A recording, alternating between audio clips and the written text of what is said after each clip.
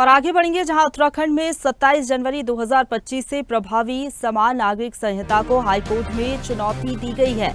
UCC को चुनौती देती याचिका पर आज मुख्य न्यायाधीश की अध्यक्षता वाली हाईकोर्ट की खंडपीठ में सुनवाई हो सकती है।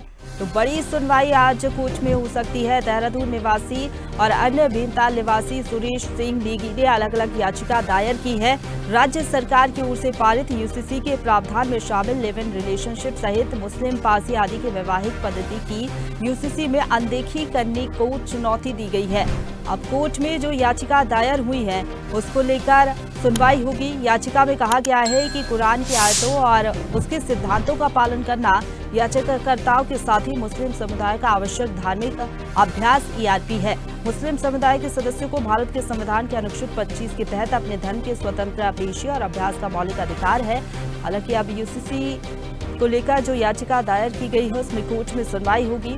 और इसी खबर पर ज्यादा बातचीत के लिए सीधे रुक करेंगे हमारे साथ देहरादून से bureau chief Avneesh Gupta live जुड़ गए हैं।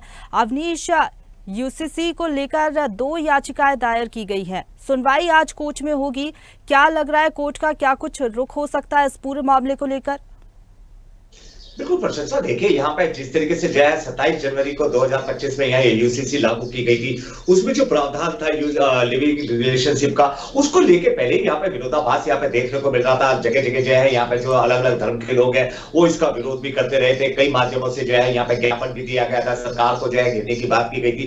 परंतु देखा जाए जिस तरीके से लागू किया गया उसमें जो लिविंग रिलेशनशिप है उसको लेकर अब यहाँ पे जो है कई बातें जो है मुखर होने लगी है। खास करके मुस्लिम समुदाय की बात करें, उनका कहना था कि हमारा जो भारत का संविधान है उसमें जो अनुच्छेद 25 है उसके तहत हमारे को मौलिक अधिकार है हमारे अपने धर्म के प्रति। और जिस तरीके से ये मामला जो है रिलेशनशिप का था उसको लेके अब यहाँ पे जो भीमताल के नैनीताल के जो सुरेश नेगी है उन्होंने भी याचिका दाखिल करी है। तो इस तरीके से अलग अलग 2 याचिकाएं हाईकोर्ट में दाखिल की गई है। उनका विरोधाभास केवल जो है लिविंग रिलेशनशिप को लेके ही था। उनका कहना था कि यह संस्कृति के विरुद्ध है और जिस तरीके से रिलेशनशिप ये पाश्चात्य संस्कृति का धरोहर है उसको यहाँ पे कभी बर्दाश्त नहीं किया जाएगा। परंतु अब देखने वाली बात होगी क्योंकि मामला अब कोर्ट में चला गया है तो कोर्ट में क्या इसका निर्णय होगा, क्योंकि सरकार की ओर से भी पैरवी की जा रही है।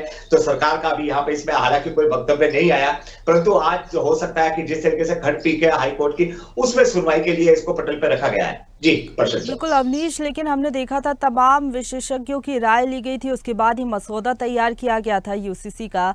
समान हक देने के बाद सरकार ने कही उसी के तहत यूसीसी लागू हुआ और उत्तराखंड देश का पहला राज्य बना है जहां पर यूसीसी लागू हुआ है। ऐसे में कोर्ट क्या फैसला सुना सकता है? क्या तर्क दिए गए हैं और याचिकाकर्ताओं की तरफ से या फिर जो सुनवाई है टाल दी जा सकती है कोर्ट की तरफ से?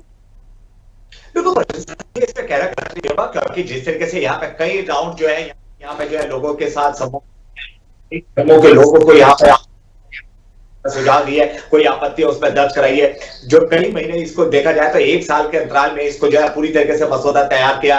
जो यहाँ पे जो खंडपीठ की जो सदस्य थी रंजना देसाई, जो वो पूर्व जस्टिस भी रही है हाईकोर्ट की, उन्होंने भी यहाँ पे इसकी उनकी अध्यक्षता में ये मसौदा तैयार किया गया। तो इसको लेकर लगातार सरकार पहले भी कहती रही है कि अगर किसी की आपत्ति होगी तो वो करेगा, परंतु अब ये क्योंकि लागू हो चुका है 27 जनवरी को पूरी तरीके से जो है राज्य के अंदर लागू हो गया, अब उसको लेकर जिस तरीके से यहाँ पे आपत्तियां दर्ज की गई, अब ये देखने वाली बात होगी कि हाईकोर्ट का क्या निर्णय होता है। हालांकि इसमें जो है जिस तरीके से धारा 25 की यहाँ पे बात की गई अनुच्छेद की, वो कहीं ना कहीं अड़े आ सकती है।